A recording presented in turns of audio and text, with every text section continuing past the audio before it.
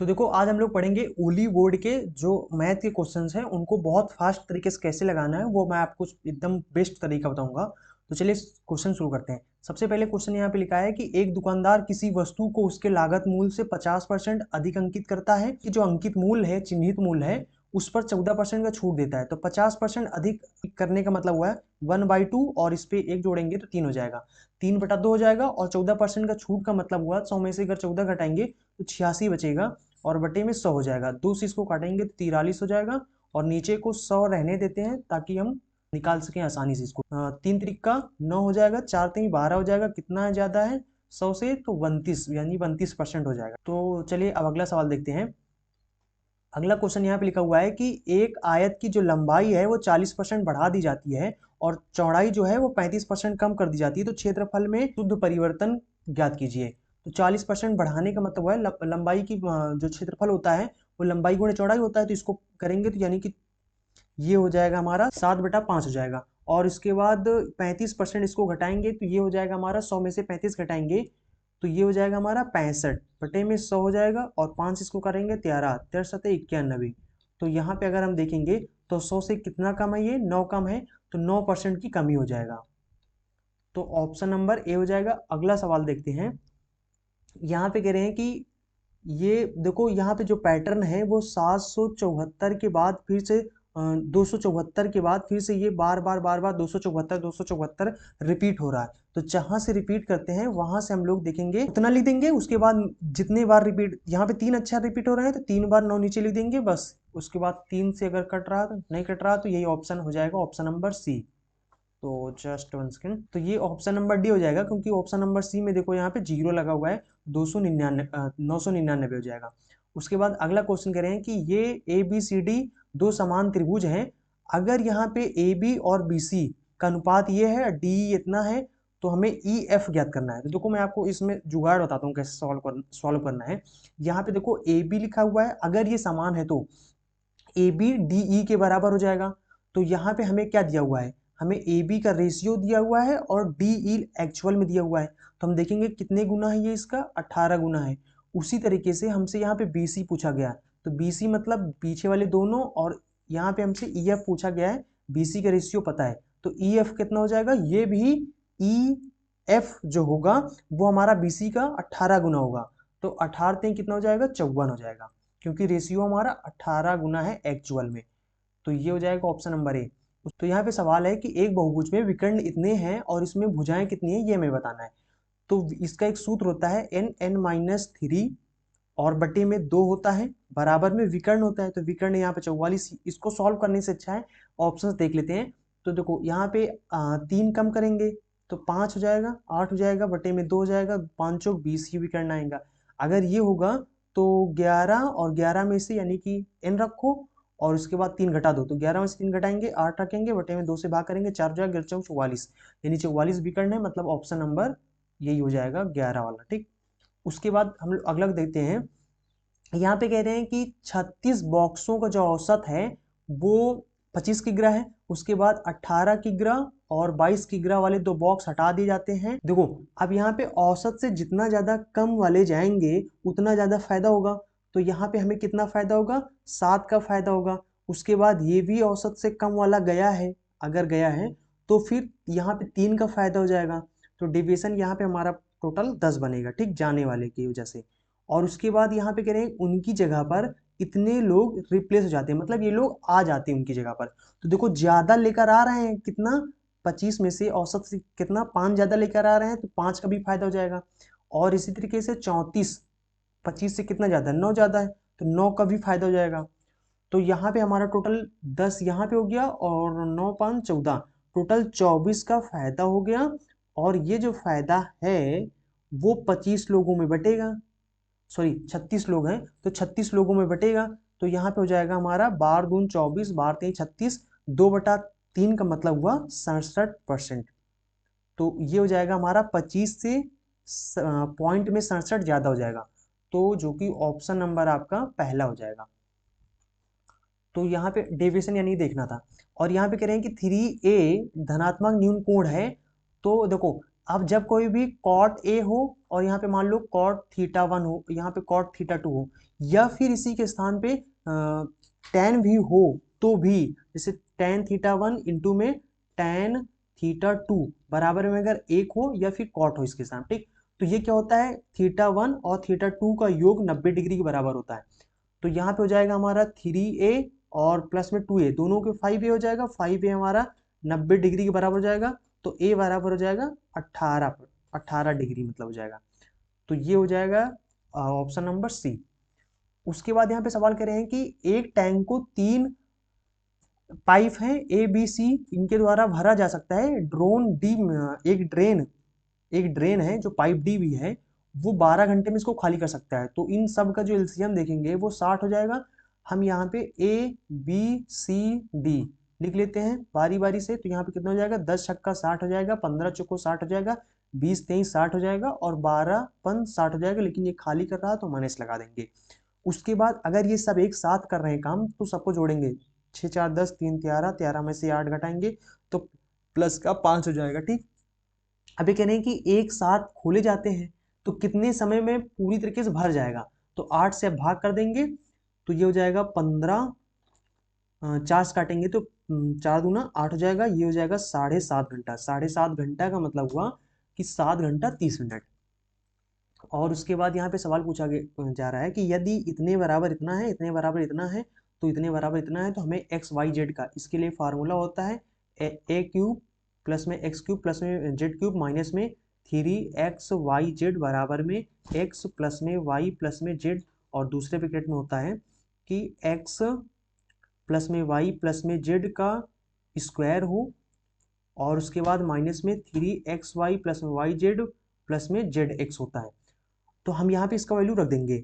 तो हमें इसका भी वैल्यू पता है 405 माइनस में 3xyz और उसके बाद में इसका वैल्यू कितना हो गया 15 और अंदर में इस 15 का स्क्वायर करना है क्योंकि इसके बराबर 15 है। 15 का स्क्वायर है 225 हो जाएगा माइनस में 3 इंटू में इसके स्थान पर कितना है 74 है। तो 74 से गुणा कर लेंगे 3 से, इसमें कितना हो जाएगा 4 3 12, इसको नहीं काटते, 4 3 12 7 3 21 22। तो यहाँ से घटाएंगे 3 बचेगा और 3 को 15 से मल्टीप्लाई करेंगे, 15 3 45 हो जाएगा और 45 इधर आके माइनस में हो जाएगा। तो ये हो जाएगा हमारा, घटाएंगे तो यहाँ पे 0 आ जाएगा, यहाँ पे 6 बचेगा, यहाँ पे 3 बचेगा और ये जो है माइनस में है इधर चला जाएगा तो प्लस में हो जाएगा। तो यानी कि 3xyz हो जाएगा, 3 से इसको काटेंगे तो 12 3 36 120 आ जाएगा, ठीक। तो ये हमारा ऑप्शन नंबर 120 हो जाएगा। उसके बाद यहाँ पे कहा गया कि 15 सेंटीमीटर वाले त्रिज्या वाली कागज की एक वृत्ताकार शीट से 40% क्षेत्रफल वाले एक त्रिज्य खंड को निकाल लिया जाता है। शेष भाग का उपयोग एक शंकु बनाने के लिए किया जाता है। उस शंकु का आयतन ज्ञात कीजिए। तो देखो, अगर जैसे कि यहाँ पे है तो इसको अगर हम देखेंगे, अगर इसको शंकु बनाना है तो इस तरीके से हम इसको शंकु बनाएंगे, इस तरीके से इसको मोड़ लेंगे। अब जितने खंड हो गए इन सबको मोड़ के शंकु बना देंगे तो ये ऐसे बन जाएगा। तो यहाँ पे शंकु का ये जो टॉप पॉइंट है ना, यही आपका केंद्र हो जाएगा, इस वृत्त का यानी केंद्र हो जाएगा। तो जब कोई भी वृत्त को इस तरीके से बनाया जाता है तो जो केंद्र होता है, सेंटर जो होता है, वही इस कोण का शीर्ष बिंदु होता है। तो अगर हम देखें तो यहाँ पे देखो, जैसे कि मान लो यहाँ पे इसका 15 मीटर है, अब इसको 40% क्षेत्रफल कम करोगे तो ये गोला कम हो जाएगा। गोला अगर कम होगा तो त्रिज्या भी कम हो जाएगा। इसका मतलब कि 40% हमारा त्रिज्या भी कम हो जाएगा। तो जो शंकु हमारा जो त्रिज्या बचेगा वो 40 तो निकाल दिया, 60% बचा है जो गोलिक त्रिज्या था। तो यहाँ पे हो जाएगा 3 बटा इतना, 3 त्रिक का 9 हो जाएगा, ठीक। तो आर के मान इतना हो जाएगा और यहाँ पे जो त्रिज्या होता है वो इसका क्या हो जाएगा, एल का मान हो जाएगा। तो इसका त्रिज्या कितना है 15, ये हमारा एल का मान हो जाएगा। अगर एल 15 है और जो त्रिज्या है ये 9 है तो ये हमारा कितना आ जाएगा, ये ट्रिपलेट है, 5 3 15 और 3 त्रिक का 9, 3 चौक 12। तो ये आ जाएगा हमारा कितना 12 आ जाएगा। तो 3 4 5 का ट्रिपलेट होता है और 3 4 5 का 3 गुना है। तो यहाँ पे हमारा 12 आ जाएगा। तो हाइट हमारा कितना आ जाएगा 12 आ जाएगा। तो शंकु का आयतन ज्ञात करने के लिए हमें बस इतना ही चाहिए, जो कि त्रिज्या हमारा यानी कि 40% घटा देंगे तो 9 आ जाएगा और हाइट जो आएगा हमारा वो 12 आ गया।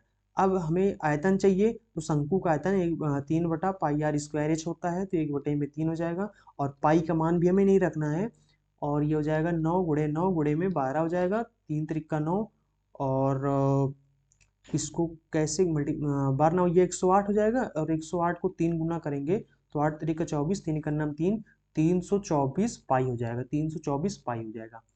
उसके बाद अगला देखेंगे तो देखो यहाँ पे और यहाँ पे सब में 2 कॉमन मिल रहा है, तो 2 इन दोनों में 2 कॉमन मिल रहा है तो 2 निकालेंगे, और नीचे में साइन ए हो जाएगा प्लस में कॉस ए हो जाएगा, और इधर कितना बचेगा, जस्ट जस्ट 1 सेकेंड।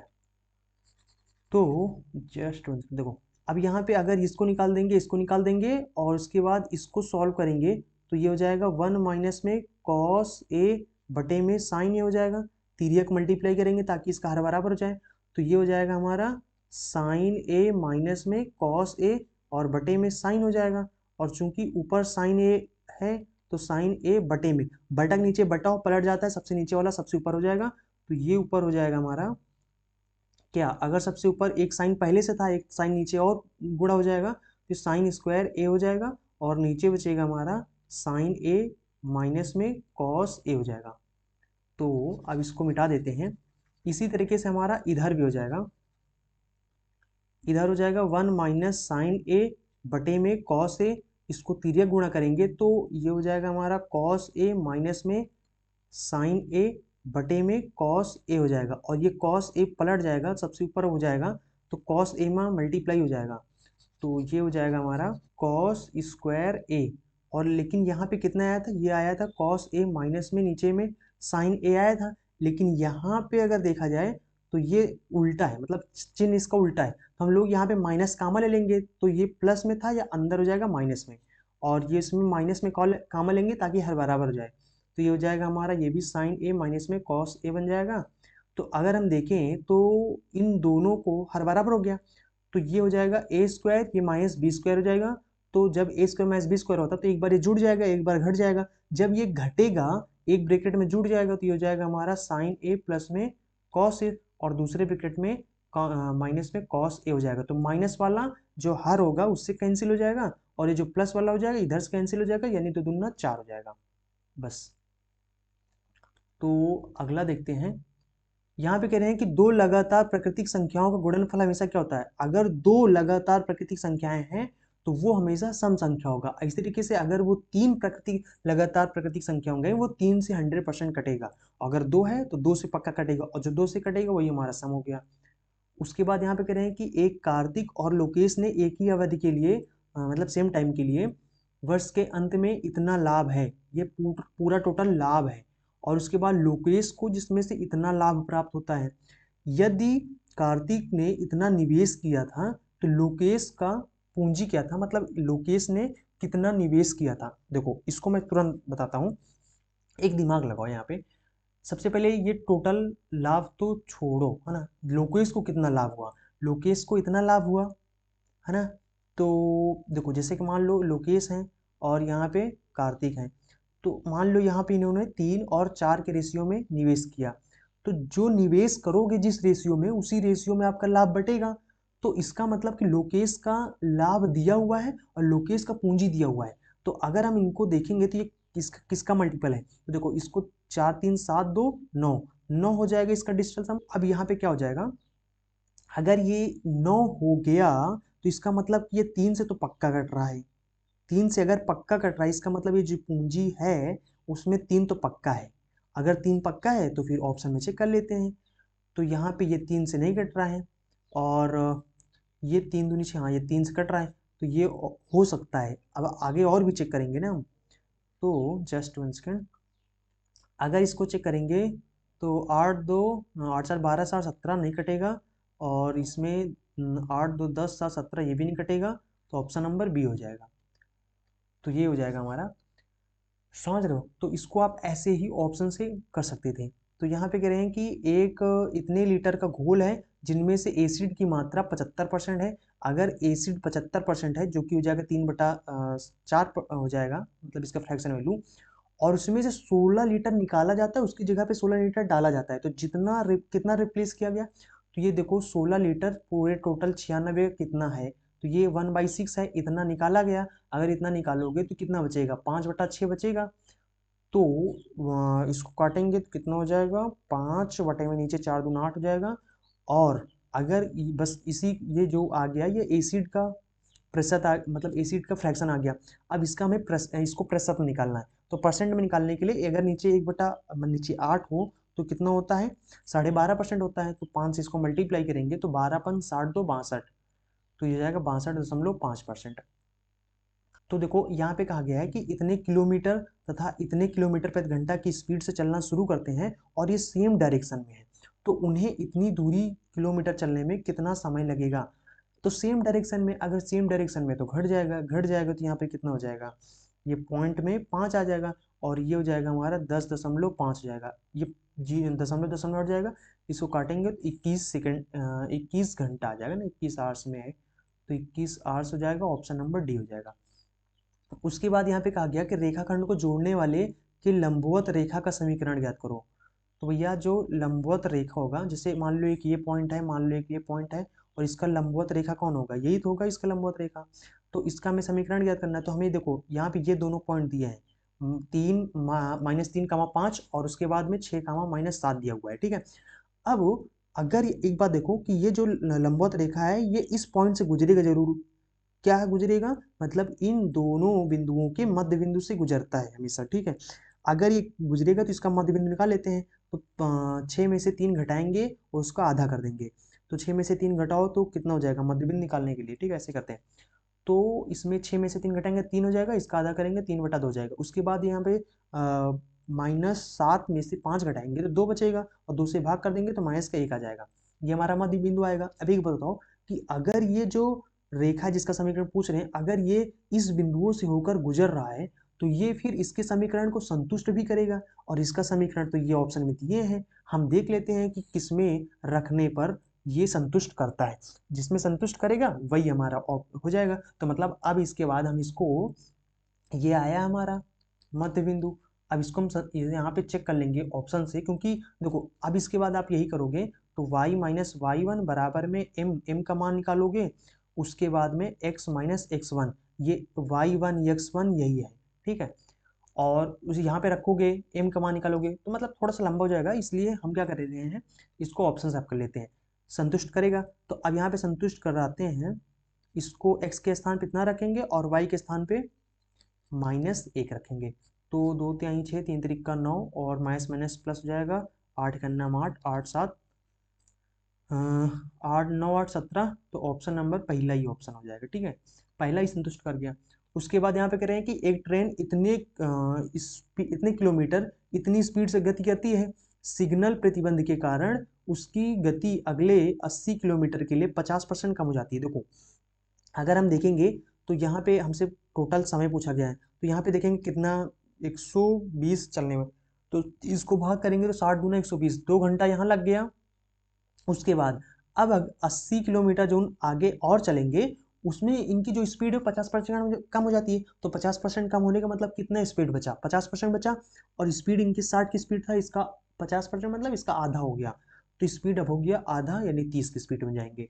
तो ये कितना हो जाएगा, भाग करेंगे तो 3 दूना 6 और 2 बचेगा, 2/3 हो जाएगा। 2 घंटा यहाँ भी लग गया और 2 घंटा यहाँ पे लग गया, यानी टोटल कितना हो गया, 4 घंटा हो गया। और प्लस में 2/3 को 60 से इसको मिनट में बदलेंगे तो 20 3 60 दूना 4, यानी 40 मिनट और हो गया। तो 4 घंटा 40 मिनट, और ये सब मिनट में दिए हैं तो इसको 6 से गुणा करेंगे तो इसको साइनी मिनट बदल देंगे, 6 24 हो जाएगा और प्लस में 40 और जोड़ देंगे तो 280 मिनट टोटल हो जाएगा। तो 280 मिनट आपको ऑप्शन नंबर डी हो जाएगा। उसके बाद यहाँ पे क्वेश्चन पूछ रहे हैं कि एक मूलधन P पर 2 वर्षों के लिए साधारण ब्याज की तुलना में 2 वर्षों के लिए वार्षिक ब्याज 30%, इसमें वार्षिक ब्याज भी है मतलब चक्रवृद्धि ब्याज है, तो प्रति वर्ष से की जाती है। तो चक्रवृद्धि ब्याज में साधारण ब्याज से इतने रुपया अधिक है। तो भैया इसको हम ना सबसे पहले कर लेते हैं। देखो अगर 2 साल का साधारण ब्याज कितना हो जाएगा 30% के हिसाब से, 30 दूना 60% हो जाएगा।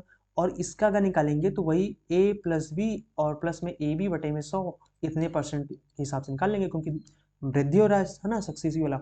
तो 30 दूना 60 हो जाएगा और उसके बाद दोनों को मल्टीप्लाई, 3×3 = 9 हो जाएगा, 100 से भाग करेंगे तो पूरा 900 हो जाएगा, 100 से भाग करेंगे तो 9 हो जाएगा, यानी प्लस में 69, ठीक है। इतने और इन दोनों में डिफरेंस देखेंगे तो कितना हो जाएगा 9, 9%, और यही 9% का वैल्यू कितना अधिक है, 450 बोल रहे हैं। तो ये हो जाएगा हमारा कितने गुना, 50 गुना, और परसेंट हटाएंगे, जीरो बढ़ाएंगे, 5000 हो जाएगा।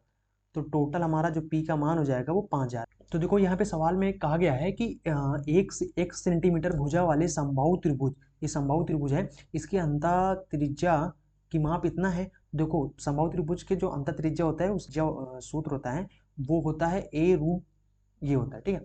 अब यहाँ पे अंतः त्रिज्या मतलब कि ये दिया हुआ है, तो भुजा यहाँ पे हो जाएगा हमारा 4 दूना 8 √3 हो जाएगा, तीन गुणा कर देंगे। अब यहाँ पे हमें ए पता चल गया, अब हमें इसका क्षेत्रफल बताना है। तो समबाहु त्रिभुज का क्षेत्रफल कितना होता है, यानी भुजा स्क्वायर होता है, और भुजा हमारा कितना है 8 √3, 8 √3 हो जाएगा। इसको काटेंगे तो 8 दून कितना हो जाएगा 16 हो जाएगा, और √3 से √3 गुणा करेंगे तो 16 48, और एक √3 और बचेगा, तो 48 √3 हो जाएगा, 48 √3, ये ऑप्शन नंबर सी हो जाएगा। उसके बाद अगला क्वेश्चन देखते हैं। तो इस क्वेश्चन में देखते हैं, केंद्र ओ वाले वृत्त में, केंद्र ओ वाला एक वृत्त है और इसमें दो जीवाएं हैं, एक जीवा ये मान लेते हैं, एक जीवा ये मान लेते हैं। कह रहे हैं को आगे बढ़ाया जाता है, इसको मान लेते हैं पी क्यू है, और ये मान लेते हैं एक्स वाई है। इसको आगे बढ़ाया जाता है, आगे बढ़ाने पर ये कह रहे हैं कि जेड बिंदु पर मिलते हैं, और उसके बाद एक्स वाई हमारा यानी कि ये 16 है। उसके बाद वाई जेड मतलब 12 है। उसके बाद पी क्यू मतलब कि ये 5 है, और हमें इसका एक्स जेड यानी कि ये क्यू जेड मतलब ये निकालना है। तो हम इसके लिए क्या करते हैं, आगे वाला जो होता है इसको मल्टीप्लाई करते हैं, यानी कि 12, मतलब इस पॉइंट से चलना है, बाहरी बिंदु जहाँ पे मिल रहे हैं तो उसको लिखना है इनटू में। अब ये पूरा इस दूरी ले लेना है, तो पूरा दूरी 12 और प्लस में 16 कितना हो जाएगा 28 हो जाएगा बराबर में। इसी तरीके से इधर वाला हो जाएगा हमारा x, और पूरा कितना हो जाएगा x प्लस में 5, x प्लस में 5 ये हो जाएगा। अब देखो इसको सॉल्व करने से अच्छा है, क्योंकि अब ये समीकरण बनेगा तो बहुत टाइम लग जाएगा, इससे अच्छा है ऑप्शन उठा लो, अब ऑप्शन से बता लो, ठीक। Just 1 second. अब इसको हम लोग ऑप्शन उठाएंगे तो 16 सबसे पहले लेंगे, यहाँ पे पहले इसको गुणा कर लेते हैं, 12 96 हो जाएगा, 3 बचेगा, और 12 36, कुछ गलत कर, 12 24, अरे वो सॉरी 9 हो जाएगा, 12 24, 24 9 33 हो जाएगा। तो अब हमें यक्स के मान यहाँ पे रखना है, और इस वो भी गुणा करने पर इतना आ जाए, तो 16 रखेंगे, और 16 में से 5 और जोड़ लेंगे, क्योंकि x प्लस में 5 है ना, ये हो जाएगा, और 16 का नाम 16, 16 दून 32, 32 एक 33 हो गया। तो यही पहला ऑप्शन यानी पहला ही सही हो जाएगा। तो देखो यहाँ पे कह रहे हैं कि दो वर्ग पिरामिड के आधार का क्षेत्रफल समान है, पहले पिरामिड की ऊंचाई दूसरी पिरामिड की ऊंचाई का 2 गुना है। अगर ये 2 गुना है और क्षेत्रफल इनका समान है, देखो पिरामिड का जो आयतन होता है वो 1/3 होता है, और उसके बाद जो भी आधार का क्षेत्रफल होता है और गुणे में हाइट करते हैं। तो आधार का क्षेत्रफल तो हमारा कांस्टेंट है, मतलब ये चेंज नहीं हो रहा। अगर इसमें कोई परिवर्तन नहीं कर रहे हो तो जो हाइट का रेशियो होगा वही तो हमारा आयतन का रेशियो होगा, तो ये हो जाएगा हमारा 2:1। उसके बाद यहाँ पे तीसरा नंबर कह रहे हैं कि निम्नलिखित में से कौन सा सबसे छोटा संख्या है जो इन सबसे विभाज्य है, मतलब, और 11 शेषफल छोड़ता है। अगर 11 शेषफल छोड़ता है तो हम क्या करेंगे, इसमें देखो 30 है, 30 का मतलब 3 का मल्टीपल है। अगर किन्हीं दो ऑप्शन में 3 का मल्टीपल मिल जाएगा तो फिर हम लोग यहाँ पे देखेंगे 21 में 7 भी है, तो हम 7 से देख लेंगे या फिर 4 से देख लेंगे। तो सबसे पहले 3 बहुत आसान होता है, तो 3 वाले से कर लेंगे। सभी ऑप्शन में पहले हम 11 घटाएंगे, तो 11 घटाएंगे तो यहाँ पे 0 हो जाएगा, और यहाँ पे घटाएंगे 9 हो जाएगा, यहाँ पे 16 हो जाएगा, और 9 10 10 और 16, 16 3 से नहीं कट रहा है तो इसको छोड़ देंगे। उसके बाद यहाँ पे देखेंगे तो 0 हो जाएगा, यहाँ पे 8 बचेगा, 6 बचेगा, और 8 1 9 6 15, ये 3 से कट जा रहा है। और उसके बाद और ऑप्शन चेक लेते हैं, क्या पता और भी है। तो यहाँ पे 4 हो जाएगा, 6 हो जाएगा, यहाँ पे हो जाएगा 16, तो इसको 6 दूनी 12 4 16 1 17, ये भी नहीं कटेगा, और 11 घटा देंगे 17 हो जाएगा, ये भी नहीं कटेगा, सिर्फ ऑप्शन नंबर बी हो जाएगा। तो ये 3 के मल्टीपल से ही आ गया। उसके बाद यहाँ पे कह रहे हैं कि इतने को अगर हम 5 से विभाजित करेंगे कितना शेषफल आएगा, तो पहले इसको 5 के करीब ले आओ इसको ना, तो कितना, इनमें 38 घात में से इसका घात 2 निकाल लेंगे। भाई 38 को हम 2 गुणे 19 कर सकते हैं, अगर 2 का घात 2 भी है 19 भी है, 2 दूना कितना हो जाएगा 4 हो जाएगा, तो इसका घात अब 19 बचेगा। मतलब कि 38 को ऐसे लिख सकते हैं, बटे में 5 करेंगे, इसको भाग करेंगे तो ये देखो कितना 5 से कम है, -1 कम है, तो -1 का घात कितना हो जाएगा, क्योंकि ये विषम संख्या है तो -1 हो जाएगा, यही हमारा शेषफल आ जाएगा।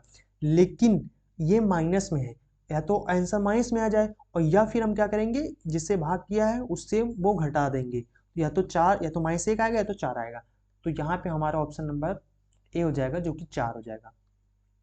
उसके बाद शेषफल मतलब, उसके बाद यहाँ पे कह रहे हैं कि x समान सेंटीमीटर त्रिज्या वाले दो वृत्त एक दूसरे को इस प्रकार से प्रच्छेद करते हैं कि प्रत्येक बिंदु एक दूसरे के प्रत्येक वृत्त एक दूसरे के केंद्र से होकर जाता है। ये हो गया और ये हो गया, एक दूसरे के केंद्र से होकर जाते हैं। यदि उभयनिष्ठ जीवा, उभयनिष्ठ जीवा मतलब जहां पे दोनों काट रहे हैं, ये उभयनिष्ठ जीवा हो गया। और ये अगर 12√3 है तो इसको हम दोनों के यानी केंद्र को मिलाएंगे तो ये आधे से कट जाएगा। तो ऊपर वाला ये पूरा 12√3 है, तो ऊपर वाला कितना हो जाएगा 6√3, और नीचे वाला 6√3 20 से कट गया ना। तो ये हो गया, और ये हमारा हो जाएगा, मतलब इसका हाइट हो जाएगा। तो देखो जब कभी भी एक दो वृत्त एक दूसरे के केंद्र से होकर जाते हैं तो अंदर जो बनता है वो हमेशा समबाहु त्रिभुज बनता है, ये समबाहु त्रिभुज बन गया। ठीक है, तो अब यहाँ पे इसका मतलब कि ये बीच वाला इसका समबाहु त्रिभुज का हाइट हो गया, इसका मतलब कि ये 6√3 ये है ना। और हाइट क्या होता है समबाहु त्रिभुज का, √3 बटा जो भी भुजा होता है। तो ये हो जाएगा, 3 से 3 कट जाएगा, 3 जब गुणा कर देंगे तो a बराबर कितना आ जाएगा, 12 आ जाएगा। और यही मतलब कि बस यही पूछा गया था ना, समान त्रिज्या वाले x का मान पूछा गया था। तो ये हो जाएगा हमारा 12 सेंटीमीटर। और उसके बाद आखिरी क्वेश्चन है, जो कि यहाँ पे कहा गया है कि ये चीजें दी हैं, इसका आरोही क्रम, आरोही क्रम का मतलब हुआ कि सबसे पहले छोटा, फिर बड़ा, फिर बड़ा, फिर बड़ा। तो सबसे छोटा यहाँ पे देखेंगे तो ये देखो 9 है, ये 9 है, और ये 0.09 है, मतलब ये 1 से भी छोटा है, और ये भी 1 से भी छोटा है। लेकिन ये 9 से 8 देखो छोटा है, तो सबसे पहले 8 वाला आएगा। तो ऑप्शन में देखते हैं, 8 वाला इसमें भी है, इसमें भी है, इसमें 9 वाला है, कट जाएगा, इसमें 8 वाला है। ठीक है, उसके बाद हम देखेंगे, फिर इसके जस्ट बाद 9 वाला आएगा। तो 9 वाला इसमें भी है, इसमें देखो 9, इसमें ये मतलब कि ज्यादा हो गया ना, ये बड़ा वाला आ गया, एकदम बड़ा वाला गया। ये तो पहले ऑप्शन से कटा हुआ ना, और इसमें 9, इसमें भी ना, है ना, 2 में 9 है आ रहा है। उसके बाद आप देखेंगे इन दोनों में से कौन छोटा है। तो देखो 9 के जस्ट बाद 8 आता है, इसमें 6 आता है, इसका मतलब कि ये 6 वाला, तो इसमें 8 वाला है। 3 ऑप्शन तो कट गए, तो ऑप्शन नंबर डी लास्ट में बचा।